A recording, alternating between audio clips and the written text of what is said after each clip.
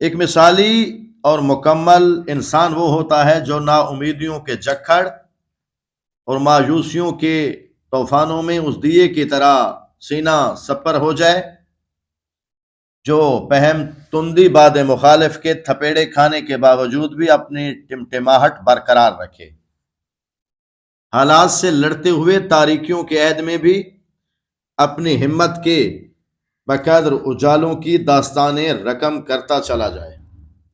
وہ ہستیاں جو ہزار پریشانیوں، المیوں اور دکھوں کے پیچ و تاب سے خوشی کے پہلو کشید لیتے ہیں، وہ تاریخ کے صفحات پر اور لوگوں کے دلوں میں ہمیشہ زندہ رہتے ہیں۔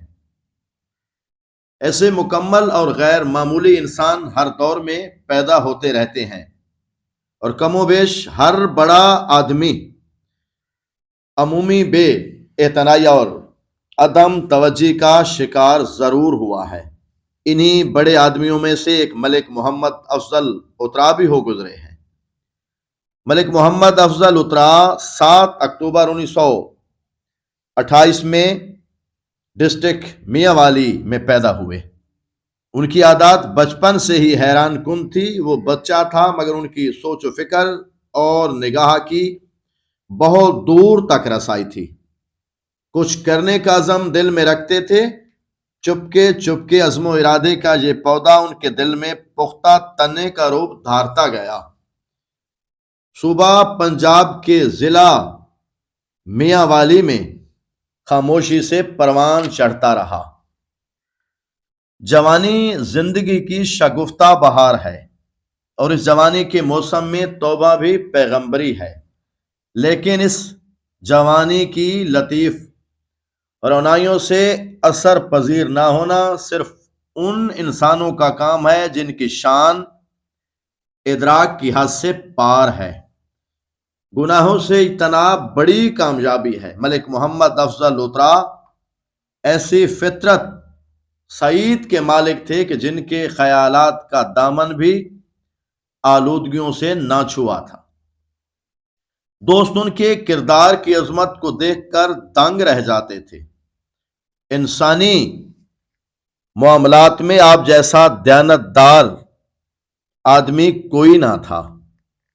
آپ نے اپنی ابتدائی تعلیم ڈسٹرکٹ میاں والی سے مکمل کی اور زرعی انجینئرنگ کے شعبہ میں فیصلہ آباد سے اپنی تعلیم مکمل کرنے کے بعد 1951 میں محکمہ زراعت کرور کوٹ میں بطور مینیجر فریدہ باغ تعینات ہوئے۔ اسی دوران تھل ڈیولپمنٹ اتھارٹی TDA کا قیام عمل میں آیا اور 1952 میں بطور اسسٹنٹ انجینئر TDA تعینات ہوئے۔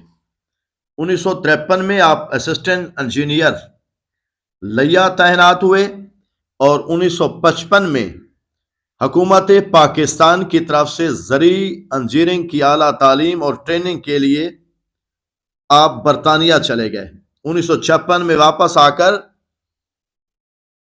آپ کو TDA کا ڈویژنل انچارج بنا دیا گیا اور تھل کے جنگلات اور غیر آباد کاری کے جو علاقے تھے وہ سب آپ کے مرہون منت آباد ہوئے۔ ان علاقہ جات میں مظفر گڑھ، لیا، بکھر، میاں والی اور قید آباد کے تھل کے علاقے شامل ہیں۔ 1973 میں TDA کا محکمہ زرعی انجینئرنگ محکمہ پنجاب میں شامل ہو گیا اور آپ کو ترقی دے کر ڈائریکٹر زرعی انجینئرنگ پنجاب فیصل آباد تعینات کر دیا گیا، جہاں آپ نے محکمہ زراعت کی ترقی، زرعی زمینوں کی آباد کاری کے لیے بہت محنت سے کام کیا، جس کے صلے میں آپ کو حکومت پنجاب نے ترقی دے کر 1976 میں ڈائریکٹر جنرل محکمہ زراعت پنجاب تعینات کر دیا گیا۔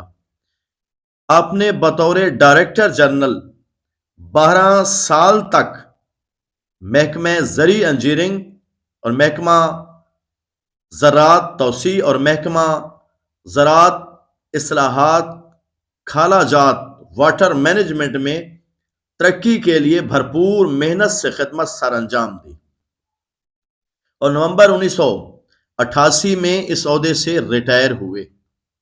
आपकी खिदमत से इस्तिफादा करने के लिए हुकूमत वक्त ने आपको दिसंबर 1988 में डायरेक्टर जनरल महकमा बारानी इलाका जात ABAD रावलपिंडी में तैनात किया, जहां पर आपने रावलपिंडी, चकवाल, जेहलम, मियांवाली और बखर के इजला की तरक्की के लिए बेहतरीन काम किए। 1990 में इस आला ओहदे से रिटायर हुए।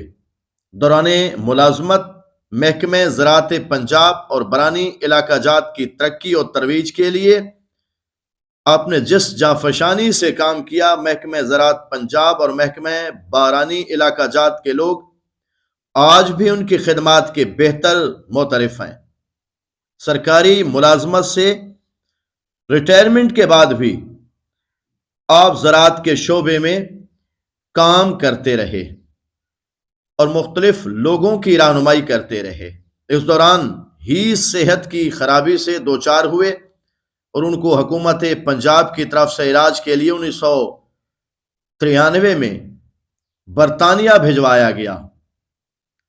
आप एक अजीम इंसान थे। मलिक मोहम्मद अफजल उतरा के पास उतरा खानदान का जो फर्द भी गया, आपने उसकी तालीम के मुताबिक मुलाजमत पेश की और उतरा बरादरी के सैकड़ों अफराद मलिक मोहम्मद अफजल साहब के मरहून मिन्नत आज भी मुख्तलिफ इदारों में अपने फरैज सर अंजाम दे रहे हैं। इंसानी किरदार की अजमत इसी में है कि जिससे ज्यादा वास्ता हो वो उसकी बड़ाई का ज्यादा इकरार करे। रियाकारी के ढोल दूर से सुहाना मालूम होते हैं, मगर करीब आने के बाद लोगों का पता चलता है।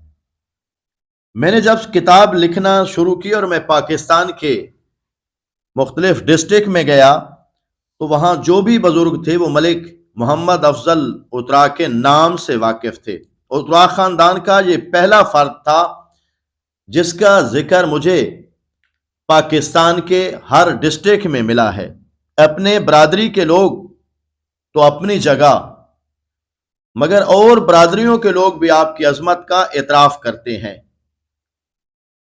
मलिक मोहम्मद अफजल उतरा के मामलात देखकर मुझे आज भी मालूम होता है कि उनकी सारी दौलत, जायदाद, इज्जत और औलाद ही उतरा खानदान था और आज भी उनके मुतल्लिक लोगों की राय, उनकी आला सीरत व किरदार उतरा खानदान से दिली हमदर्दी का नाकाबिले तरदीद सबूत है। और यह भी सच है कि ज़बान खल्क नाकारा खुदा।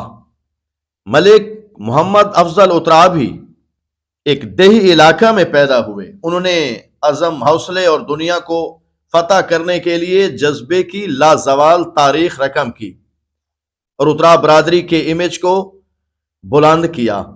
काश के इस बरादरी को कोई रहनुमाए कामिल मिल जाए जो बरादरी का दर्द रखता हो, जिसकी दिलचस्पियों का महवर कौम की सरबुलंदी, तरक्की और पेशकदमी हो, जिसका दामन करप्शन, लूट खसूट और बदउनवानियों के स्याह धब्बों से पाक हो, जो इस कौम के मोतियों और जवाहरात को तराशने और इन्हें सही मकाम देने की तड़प रखता हो। अगर ऐसा हो जाए तो हमारे हर शोबा, हर कस्बे, हर शहर, हर गांव, हर गोठ में सैकड़ों मलिक अफजल उतरा पैदा होंगे और हम पाकिस्तान में फखर के साथ सर बुलंद कर सकेंगे। काश, आए काश ऐसा हो जाए। सर शम्मा सा कटाइए पर दम न मारिए, मंजिल हजार सख्त हो हिम्मत न हारिए। उतरा खानदान का ये चमकता सितारा 12 अक्टूबर 1994 को अपने खाले के हकीकी से जा मिला। ये सच है कि बेटे बाप का अक्स होते हैं। आपके बेटा मलिक मुजम्मिल हुसैन उतरा, डायरेक्टर डेवलपमेंट एंड फाइनेंस اور دوسرے بیٹے ملک کامران عباس اترا الیکٹریکل انجینئر ہیں اور اس وقت وہ USA میں اپنی خدمات سر انجام دے رہے ہیں۔ یہ بھی سچ ہے کہ اپنے لیے جینے والے جیتے جی مر جاتے ہیں، مگر دوسروں کے لیے، قوم کے لیے اور اعلیٰ و عرفہ مقاصد کے لیے جینے والے کبھی نہیں مرتے۔ قبیلہ اترا کا یہ بہادر انسان رخصت ہو گیا، مگر کردار کی صورت میں آج بھی زندہ ہے۔ نہ مجھے ہے فکر شہرت، نہ غم وسیلہ جوئی، میں سچائیاں سجا کر سر راہ تک رہا ہوں۔